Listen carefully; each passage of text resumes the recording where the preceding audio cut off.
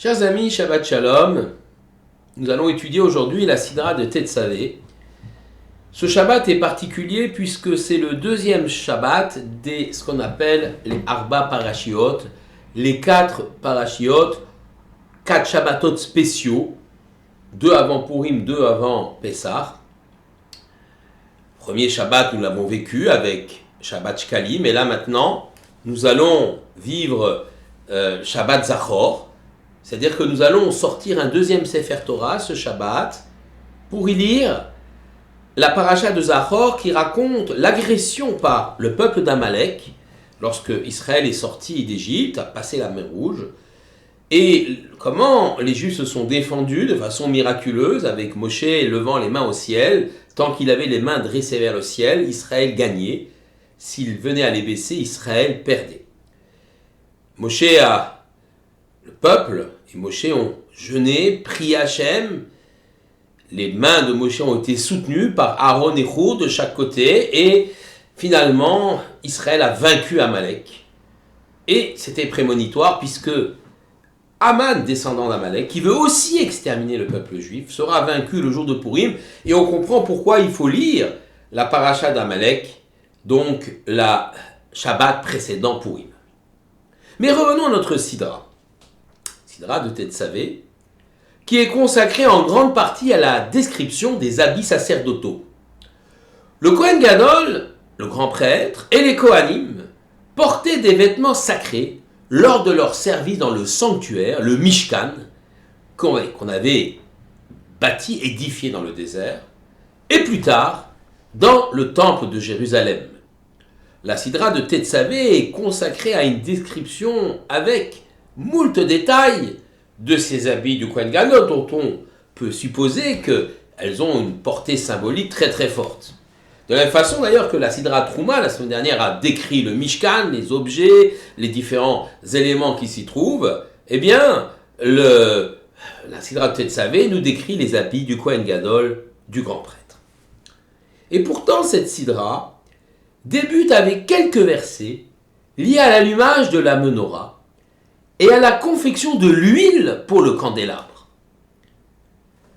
L'allumage de la menorah, l'huile du candélabre, elle décrit un peu comment on fabriquait cette huile. Katit lamaor, une huile venant d'olive concassée, première pression, une huile extrêmement pure, très très pure, qui servait à alimenter les godets de la menorah, ce candélabre à 7 branches, pour avoir une lumière pure. Alors que l'huile qui servait à fabriquer donc de l'huile alimentaire qu'on allait mélanger à la farine pour les offrandes végétales, qu'on appelle le mincha, les menachot, eh bien, cette huile n'avait pas besoin d'avoir cette si grande pureté. Elle n'était pas katit lamaor, concassée pour le luminaire, comme nous explique Rashi. A priori, on ne comprend pas très bien la place de cette description de la menorah. Cette première partie ne semble pas être à sa place. La menorah a déjà été décrite dans la Sidra de la semaine dernière, la Sidra Teruma. Pourquoi insister à nouveau sur cet objet ? Dans le même esprit, une autre question se pose. Pourquoi la menorah est-elle devenue un symbole si fort du peuple juif au cours de son histoire ? Symbole si fort, je voudrais rappeler quelques éléments. Tout d'abord, bien sûr, la représentation de la menorah, elle se trouve partout. Que ce soit dans les synagogues anciennes des 1er et 2e siècles, les mosaïques qu'on a découvertes, que ce soit dans les catacombes juives de Rome, à Croisée des Chemins, que j'ai eu la joie de visiter, où on retrouve la menorah. Que ce soit, bien sûr, dans nos synagogues, chez nous, la menorah est omniprésente. Et bien sûr, sans oublier l'arc de triomphe de Titus. Je rappelais qui est Titus. Titus, c'est le général romain, qui a pris Jérusalem et détruit le temple, le fils de l'empereur Vespasien, qui lui-même deviendra empereur. Et qui volera cette menorah, la ramènera en triomphe à Rome, et la fera passer sous un arc de triomphe en bois dans le forum de la capitale de l'Empire romain. Titus mourra quelques années après avoir détruit le temple. C'est son frère Domitien qui fera bâtir cet arc de triomphe magnifique en pierre, dans laquelle on a 2 bas-reliefs, celui de Titus lui-même, qui tient les rênes de son char, triomphant. Le temps a fait son outrage. Sur le bas-relief, Titus n'a plus de visage, tout un symbole. De l'autre côté, les légionnaires romains portant la menorah en triomphe. Cette menorah marque donc forcément l'histoire du peuple juif, même dans la vision que les nations, ici l'Empire romain, la plus puissante des nations, a de nous-mêmes. Donc, on a cette symbolique forte qui identifie la menorah au peuple juif.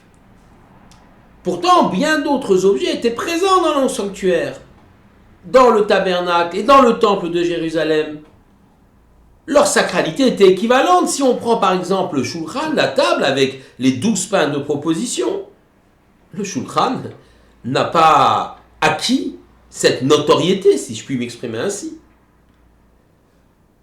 L'Aron HaKodesh, l'arche sainte, ce coffre en or et en bois dans lequel on avait déposé le premier Sefer Torah de Moshe, ainsi que les tables de la loi, recouvert par ce qu'on appelle un caporet, un couvercle, dans lequel se trouvent 2 kérouvim, 2 anges qui se font face. Le Aron HaKodesh aurait dû être le symbole majeur du peuple juif. Pensez-vous donc?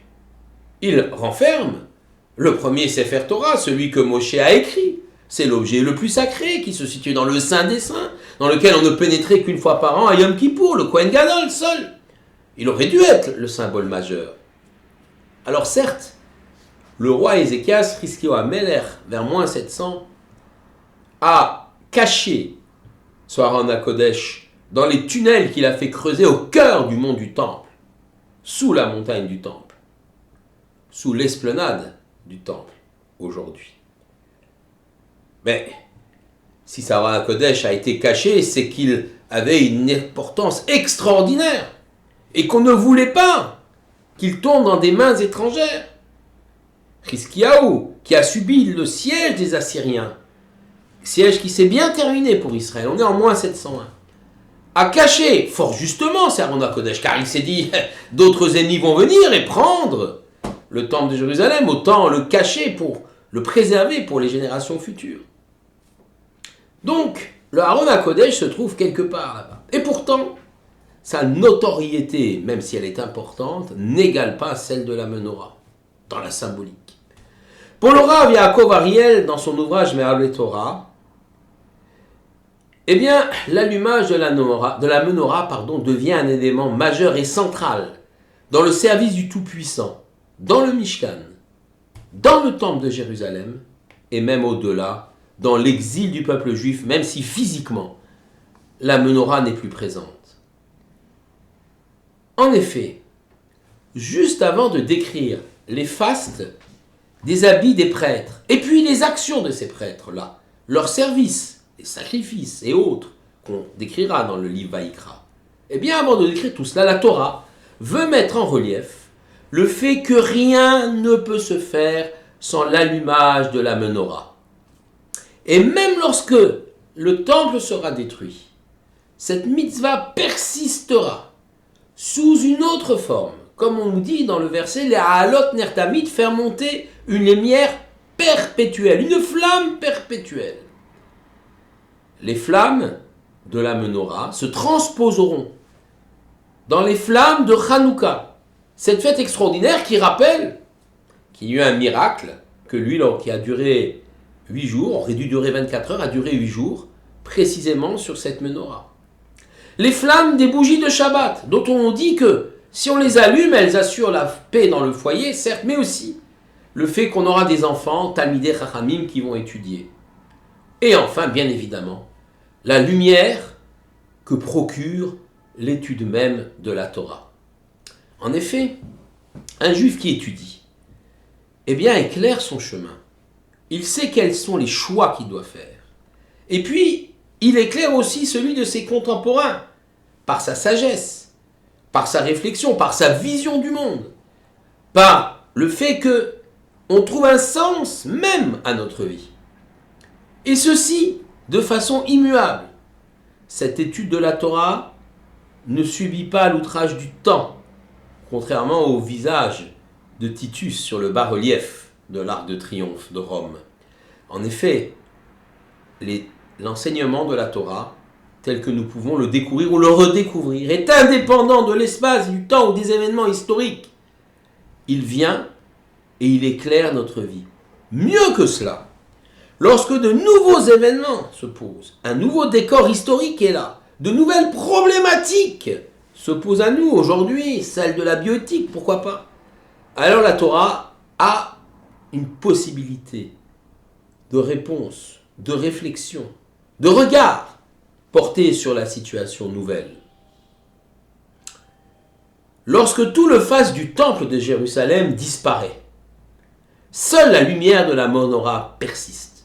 Certes, la menorah d'origine elle-même a disparu, prise par les légionnaires romains et disparue, on ne sait pas, on ne sait plus où, à Rome quelque part. Mais les flammes que l'on a allumées à l'époque se perpétuent dans d'autres flammes aujourd'hui. Au sens propre, flamme de Hanouka, flamme de Shabbat, au sens figuré, flamme de l'étude, lumière de la sagesse. Une question reste en suspens. C'est bien dans le Aron HaKodesh, toutefois que fut déposé le Sefer Torah, pas dans la menorah ne contient rien. C'est des flammes, donc immatérielles. Il y a le socle, certes, mais les flammes sont immatérielles. Le vrai Sefer Torah, il est matériellement présent dans le Aron HaKodesh. Alors, ce texte-là, celui de Moshe, que Moshe a écrit sous la dictée de l'Éternel, c'est lui, dans son Aron HaKodesh, dans son écrin. C'est cela qui aurait dû symboliser l'éternité du peuple juif. La Torah y était enfermée, certes, placée en dépôt, comme une référence absolue. Mais le fait qu'elle soit déposée là-bas en dépôt fait de cet objet un objet sacré, le Aron HaKodesh, mais aussi un symbole qui certes est fort, mais extrêmement statique. En effet, le Sefer Torah, placé dans le Aron HaKodesh, inaccessible pendant l'année, sauf à Yom Kippour par le Kohen Gadol, qui d'ailleurs n'ouvrait pas le Aron HaKodesh. C'est la référence que l'on garde jalousement. Et encore plus inaccessible aujourd'hui, où elle est enfouie dans les souterrains d'après la tradition du monde du Temple. Ce texte écrit ne vit pas finalement. Il est la référence, la source que nous devons garder. Par contre, la menorah, elle, est le support d'une flamme perpétuelle qui marque l'investissement des hommes dans le limoud et dans l'étude. Les flammes qui s'élèvent tout doucement symbolisent les hommes qui, eux, s'élèvent, développent, font vivre cette Torah et la rendent éminemment terrestre, c'est-à-dire une véritable référence de vie. Les flammes s'élèvent, symbole de la progression spirituelle des hommes, qui grâce à leurs efforts et à leur constance dans cette étude de la Torah et dans la volonté d'appliquer les commandements, eh bien, ces hommes-là parviennent à grandir spirituellement et à tisser des liens avec leur Créateur. Certains voudront même expliquer que la Torah, donc, qui est dans le Aron HaKodesh, elle, eh bien, symbolise la Torah écrite, Torah Shebirtav, la référence. Et les flammes de la menorah, elles, symbolisent Torah Shebe'al Peh, c'est-à-dire la Torah vivante que font vivre les hommes. Chers amis, notre aspiration à voir se rétablir le temple de Jérusalem est possible. Elle est possible si nous faisons cet effort de perpétuer notre identité à travers cette étude. Cette flamme, cette lumière qui nous éclaire et nous montre le chemin. Un chemin vrai, un chemin authentique, celui qui nous ramènera à la terre d'Israël, Bimera B'Yameinu, encore en notre temps. Shabbat Shalom à tous.